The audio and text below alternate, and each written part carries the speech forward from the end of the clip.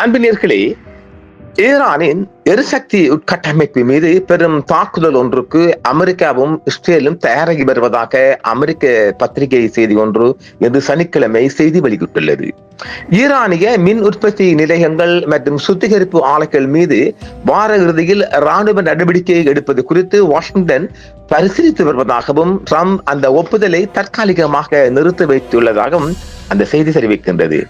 ஈரானிய எரிசக்தி உட்கட்டமைப்புக்கு எதிராக மிகவும் தீவிரமான குண்டுவீச்சு தாக்குதல்களில் ஒன்றாக இது அமையக்கூடும் என்றும் வார இறுதியில் தாக்குதல்கள் நடத்தப்படலாம் என்றும் அமெரிக்காவும் இஸ்ரேலும் தயாராகி வருவதாகவும் அந்த செய்தி தெரிவித்துள்ளது. பொருளாதார பாதிப்புகள் குறித்த கவலைகள் காரணமாக திங்கட்கிழமை நிதி சந்தைகளை திறப்பதற்குள் இந்த தாக்குதல்களை முடித்து விடுவது குறித்து விவாதிக்கப்பட்டதாகவும் இருப்பினும் உறுதியான காலக்கெடு எதுவும் நிர்ணயிக்கப்படவில்லை என்றும் அந்த அறிக்கை தெரிவித்துள்ளது. இஸ்ரேலுக்கு இது குறித்து விளக்கமளிக்கப்பட்டு அது வாஷிங்டனுடன் ஒருங்கிணைந்து செயல்பட்டு வருகிறது என்றும், ஆனால் அதிபர் டொனால்ட் ட்ரம்ப் அவர்கள் இன்னும் இறுதி அங்கீகாரத்தை வழங்கவில்லை என்றும் அந்த செய்தி தெரிவிக்கின்றது. முழு அளவிலான ராணுவ நடவடிக்கைகளை மீண்டும் தொடங்குவது குறித்து எந்த முடிவும் இஸ்ரேலுக்கு தெரியாது என்றும், ஈரானுக்கு எதிரான தாக்குதல்களில் சேருமாறு தங்களை கேட்டுக்கொள்ளவில்லை என்றும் ஒரு இஸ்ரேலிய ராணுவ அதிகாரி ஒருவர் கனடா செய்தி ஒன்றுக்கு அளித்துள்ளார் ஒரு பேட்டியாக. கேம்ப் டேவிட் அமைச்சரவை கூட்டத்தில் பேசிய ட்ரம்ப், நாங்கள் அவர்களை மிக கடுமையாக தாக்குவோம், ஒரு கட்டத்தில் இனி எங்களால் இதை தாங்கிக் கொள்ள முடியாது என்றும் அவர்கள் சொல்வார்கள் என்றும் டொனால்ட் ட்ரம்ப் அவர்கள் தெரிவித்திருக்கின்றார். வெள்ளை மாளிகை செய்தி தொடர்பாளர் கேரோலின் லெவிட், அமெரிக்கா வெற்றி பெறும் என்றும் ட்ரம்பின் ஆட்சியில் ஈரான் அணு ஆயுதம் பெற அனுமதிக்க கூடாது என்றும் அவர் கூறுகின்றார். பென்டகன் செய்தி தொடர்பாளர் ஷான் பேரல், தங்கள் அமைப்பு தாக்குதலுக்கு தயாராக உள்ளது என்றும் கூறியிருக்கின்றார். ஆனால் ஜனாதிபதியின் முடிவுக்கு முன்னதாக இலக்குகள் குறித்து விவாதிக்க மறுத்துவிட்டார். மின் உற்பத்தி நிலையங்கள் மற்றும் சுத்திகரிப்பு நிலையங்கள் இலக்காக இருக்க வாய்ப்புள்ளது என்றும், தெஹ்ரானுக்கான மின்சார இணைப்பை துண்டிப்பது குறித்தும் அமெரிக்க அதிகாரிகள் பரிசீலித்து வருவதாகவும் அந்த அறிக்கைகள் தெரிவித்திருக்கின்றது. இதேவேளை அமெரிக்காவிலிருந்து வெளிவரும் வால் ஸ்ட்ரீட் ஜேர்னல் வெளியிட்ட ஒரு தனி அறிக்கையில் அமெரிக்க அதிகாரிகளை மேற்கோள் காட்டி கேம்ப் டேவிட் ஜனாதிபதியின் ஓய்வில்லத்தில் இந்த புதிய தாக்குதலுக்கான அங்கீகாரம் வழங்கப்பட்டு விட்டதாகவும் தெரிவிக்கப்பட்டிருக்கின்றது. வால் ஸ்ட்ரீட் ஜேர்னலிடம் பேசிய அதிகாரிகள், ராஜதந்திர முன்னணியில் உடனடி முன்னேற்றம் ஏற்பட்டால் ட்ரம்ப் தாக்குதல்களை நிறுத்திவிட்டு ஈரானுடனான பேச்சுவார்த்தைக்கு திரும்பக்கூடும் என்றும் அந்த செய்தி தெரிவிக்கிறது.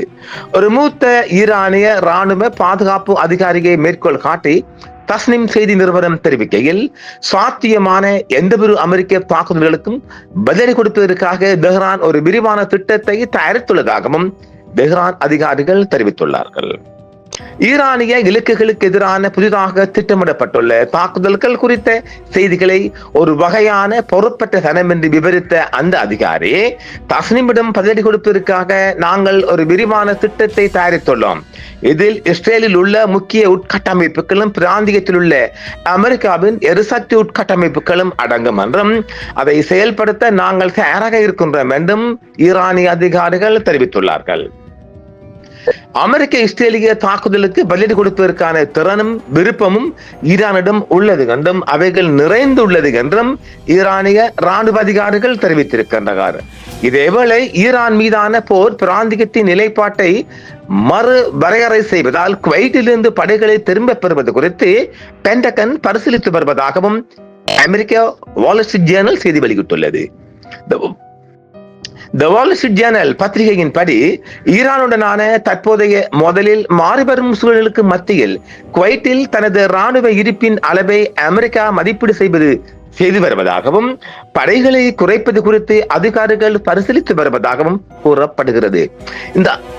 இந்த ஆலோசனைகள் குறித்து அறிந்த வட்டாரங்களை மேற்கோள் காட்டி வாஷிங்டனிலிருந்து தெளிவான பாதுகாப்பு உறுதிப்பாட்டின் அவசியத்தை குவைட் அதிகாரிகள் வலியுறுத்தியுள்ள நிலையில் பென்டகனின் இந்த மூலோபாய மறுஆய்வு நடைபெறுவதாக அந்த பத்திரிகை செய்தி வெளியிட்டுள்ளது. அமெரிக்க பணியாளர்களின் எண்ணிக்கையில் செய்யப்படும் எந்தவொரு குறைப்பும் வளைகுடா நாட்டின் தற்காப்பு திறன்களை குலைத்துவிடக் கூடாது என்றும் அவர்கள் வலியுறுத்தி உள்ளனர். குவைத்தில் ஒரு பெரிய நிரந்தர ராணுவ தளத்தை பராமரிப்பது இனி ஒரு மூலோபாய தேவை அல்ல என்று அமெரிக்காவின் வளர்ந்து வரும் நம்பிக்கையே இந்த மறுசீரமைப்புக்கு முக்கிய காரணம் என்றும் பிராந்திய ஆய்வாளர்கள் கூறுகின்றனர். மாறிவரும் அச்சுறுத்தல் குறித்த கண்ணோட்டங்கள் மற்றும் பிராந்தியம் முழுவதும் தொலைதூர துல்லிய தாக்குதல்களில் ஏற்பட்டுள்ள முன்னேற்றங்களை கருத்தில் கொண்டு இத்தகைய பெரிய அளவிலான ஒரு முன்னணி இருப்பை தக்க வைத்துக் கொள்வது அமெரிக்க படைகளுக்கு இனி ராணுவ ரீதியாக சாத்தியமானதாகவே அல்லது செலவு குறைந்ததாகவோ இருக்காது என்றும் நிபுணர்கள் வாதிடுகின்றனர். அறிக்கையிடப்பட்ட இந்த ஆலோசனைகள் வாஷிங்டன் தனது பிராந்திய நிலைப்பாட்டை சரி செய்ய முற்படும் அதே வேளையில் முக்கிய வளைகுடா நட்பு நாடுகளின் பாதுகாப்பிற்கான தனது தொடர்ச்சியான அர்ப்பணிப்பை அவர்களுக்கு உறுதியளிக்கும் ஒரு நுட்பமான சமநிலையைப்படுத்தும் செயலை எடுத்து ஈரான் மீதான தாக்குதலுக்கு இஸ்ரேலின் விமான தளங்களை பயன்படுத்தும் அமெரிக்க போர் விமான பிரிவுகள் வளைகுடா பகுதியின் முன்னணி வசதிகள் மேலும் பயன்படுத்த முடியாததாக வருகின்றன தெரிவிக்கப்படுகின்றன. ஈரான் மீது தாக்குதல் நடத்துவதற்காக அமெரிக்க போர் விமானங்கள் இஸ்ரேலிய ராணுவ தளங்களில் இருந்து இயங்கி வருகின்றன என்பதை இஸ்ரேலிய பாதுகாப்பு அமைச்சர் தெரிவித்திருக்கின்றார். இஸ்ரேலின் சனல் 14 தொலைக்காட்சிக்கு அளித்த பேட்டியில் ஈரான் மீது தாக்குதல்களை தொடுப்பதற்காக அமெரிக்க போர் விமானங்கள் இஸ்ரேலில் இருந்து புறப்படுகின்றன என்று பாதுகாப்பு அமைச்சர் தெரிவித்துள்ளார். இந்த விடயங்கள் ஈரானிய அதிகாரிகளுக்கு முழுமையாக தெரியும் என்றும் இஸ்ரேலிய பாதுகாப்பு அமைச்சர் பென்கிவிட் தெரிவிக்கிறார். ஈரானுக்கு எதிரான தாக்குதலை விரிவுபடுத்த இஸ்ரேல் விரும்பினாலும் வாஷிங்டன் இதுவரை அத்தகைய நடவடிக்கைகளை எதிர்த்து வந்துள்ளது என்றும் அவர் தெரிவித்திருக்கின்றார். ஈரானிய எரிசக்தி இலக்குகளை தாக்க நாங்கள் வலுவாக விரும்புகிறோம் என்றும், ஆனால் இந்த நிலையில் அமெரிக்கா அதற்கு இன்னும் உடன்படவில்லை என்றும் கூறிய அமைச்சர், ஈரான் மேலும் தாக்குதல் நடத்தினால் முழு பலத்துடன் பதிலடி கொடுக்கப்படும் என்றும், தேவைப்பட்டால் தன்னிச்சையாக நடவடிக்கைகளை மேற்கொள்வோம் என்றும் இஸ்ரேல் பாதுகாப்பு அமைச்சர் தெரிவித்திருக்கின்றார். இதேவேளை இன்னும் 3 தினங்களில் அமெரிக்க அதிபர் ஒரு உறுதியான நிலைப்பாட்டுக்கு வருவார் என்றும், ஒரு ஹெவி அட்டாக் ஒன்றை ஈரான் மீது திணிப்பதற்கான அதிக வாய்ப்பு இருப்பதாகவே வால் ஸ்ட்ரீட் ஜர்னல் செய்தி வெளியிட்டுள்ளது. இதேவேளை அமெரிக்காவும் இஸ்ரேலும் மிகப்பெரிய தாக்குதலுக்காக பல விமானங்களையும் இஸ்ரேலில் தயார் செய்து வருவதாகவும் வேறு ஒரு சிபிஎஸ் செய்தியும் நேற்று செய்தி வெளியிட்டுள்ளது. ஆக இன்னும் 3 தினங்களில் ஈரானின் உட்கட்டமைப்புகள் மீது மிகப்பெரிய தாக்குதல் ஒன்றுக்கு இஸ்ரேலும் அமெரிக்காவும் தயார் செய்து வருவதாகவே 3 நாட்டு உளவு தகவல்களும் தெரிவிக்கின்றது. இந்த செய்திகளை இன்னும் பாகிஸ்தானிய உளவு தகவல்களும் உளவு செய்திகளும் இன்னும் உறுதிப்படுத்தவில்லை. ஆனால் ஒரு தாக்குதலுக்கு தயாராக இருக்கின்றனர் என்று நேற்றே பாகிஸ்தானிய செய்தி ஒன்று வெளியாக இருக்கின்றது.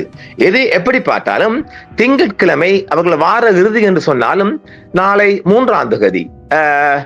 3ஆம் தேதி திங்கட்கிழமை ஒரு தாக்குதல் நடப்பதற்கான மிக அதிகமான வாய்ப்பு இருப்பதாகவே பார்க்கப்படுகிறது. பார்ப்போம் அடுத்து வரும் செய்திகளும். நன்றி நேயர்களே. என்றும் உங்களுடன் சன்ரைஸ் இந்தியா டிவி சப்ஸ்கிரைப் பண்ணுங்கள், பெல் பட்டனையும் கிளிக் செய்யுங்கள். உங்கள் ஆதரவே எங்கள் சேவை. ஆதரவு தாருங்கள், அரவணைப்போம்.